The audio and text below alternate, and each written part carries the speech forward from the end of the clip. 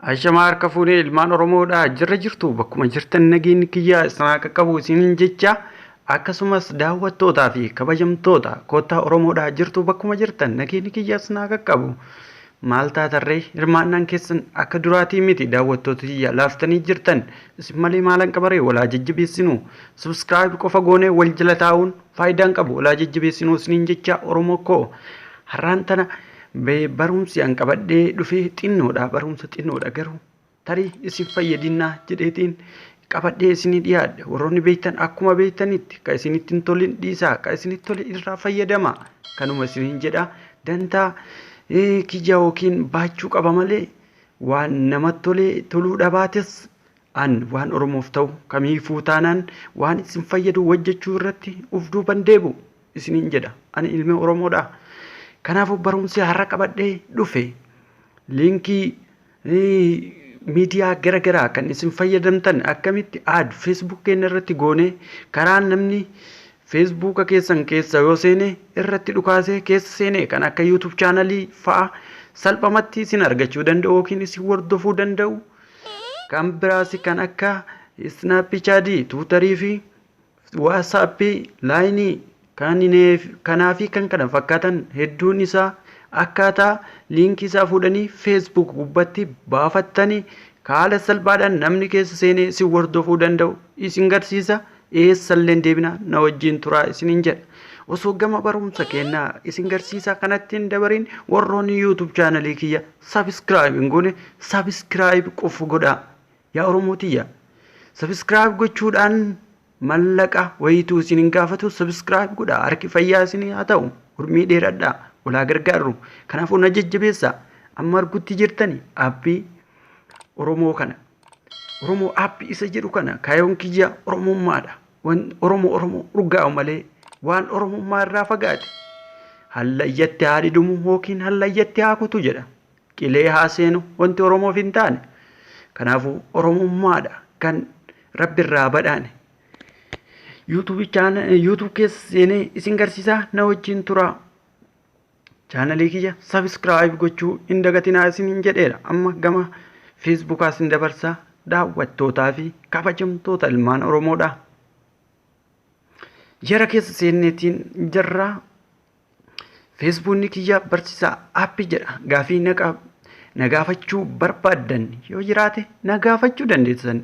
Saba koo isiniin jedha isin gargaara warroonni YouTube chaanalii banachuuf haara taatanii akkaataa itti banattanii hin beekneef rakkina keessan gama miseenjaraatiin na qunnamuu yookiin na barreessuu dandeessan gama miseenjaraatiin kottaa na qunnamaa koomentii jalatti yoo barreessitan Facebookaan YouTube chaanaliidhaan akkaataan isin deebisu hin qabu waan taateef gama Facebookaa barsiisaa app follow godhuudhaan keessaan gaafii naaf qabdan na gaafachuu dandeessan isiniin jedha daawwattoota kottaa Oromoodha.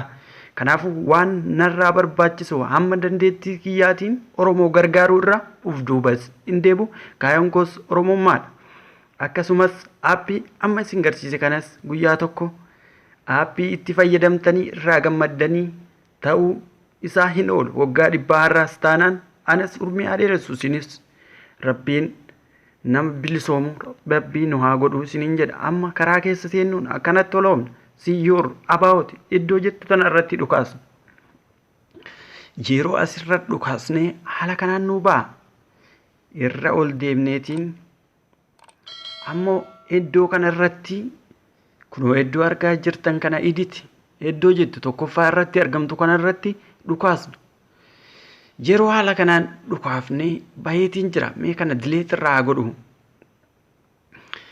kiyya akka duraaniin asitti liinkii as kaayetiin seef godheetiin fuula Facebook kiyya bahee balleessee jira isin garsiisuudha daawwattoota kana yoo duraaniin cufamee jiraate keessan banaa godhachuu public iddoo jettu tana irratti dhukaastanii akka raayiti gootan kabajaaf jalalaa isin gaafadha uf duuba deebinam yeroo uf duuba deebinee haala kamiin irra goona add social link iddoo jettu tana irratti dhukaasna add social link yoo jenne irratti dhukaafne Instagram nu bahe akkanan nu baheetiin jira account name jedha iddoo maqaa keessan itti barreessitan okay Instagram kana irratti gad dhukaasnaa jechuudha. Si'a tokkoof haala kanaan miidiyaaleen barbaadan keessaa filattanii jechuu dandeessan. Mee YouTube chaanalii haa filadhu. YouTube akaawunti neem jedhu iddoo jedhu tanatti koottaa Oromoo kana naa baheetiin jira. Duraanii waa itti barreesseef okay jedhaan irratti gad dhukaasaa jechuudha. Kanaafuu ammas irra deebinee waan barbaannu hundaafu aadi jennaan aadi social link iddoo jettu tana irratti yeroo dhukaasne Instagram jedheetu nu ba'a. Ammas irra dhukaasna. Si tokko erga dhukaafne miidiyaas keessaa itti fayyadamtan kan fuula Facebook keessanii rabbaasuu barbaadan irratti dhukaastan Twitter irratti haa dhukaasu. Amma iddoo akaawunti neem jedhu tana irratti Oromoo Boy haa jedhuuni. Oromoo Boy yookiin Oromoo Koo haa jedhuuni. Fakkeenyaaf ammas adi social link iddoo jettu tana irratti yoo dhukaasne ammas haala kanaan Instagramiin nu dhufeetiin jira. Amma Instagramii waan barbaaduuf maqaa qofatti barreessaa jechuudha. Instagramiin jijjiiru Abdul Majid haala kanaan waan itti barreesseef naa dhufeetiin jira. Isinitti barreessitu erga itti barreessitanii kaatanii ammas waan isiniif iddoo website jettu tana website keessan yoo uummatanii qabaattan adii kanarra dhukaastanii website keessan itti guuttanii booda walirra qabdanii lachuu save gochuu dandeessan. Iddoo kanarraa public irra godhattanii jechuudha.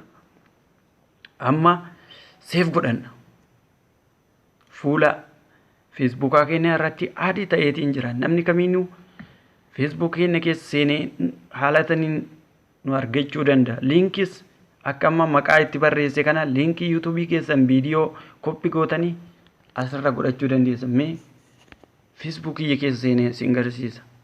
Haala kanaan Facebook koo ilaalaa guutuutti hin barreessinee dhiifama. Osoo Oromoo hin jedhini haaluma kanaan naa baheetiin jira. Kunoo Abdul Majid Hassan jedheetiin baheetiin jira. Instagram koottaa Oromoo YouTubeidha.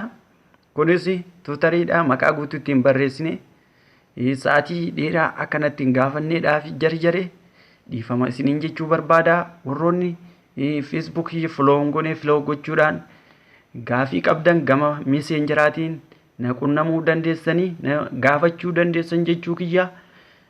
Horaa bulaa isin jaaladha. Kanaafuu YouTube chaanalii kiyya subscribe gochuu hin dagatinaa.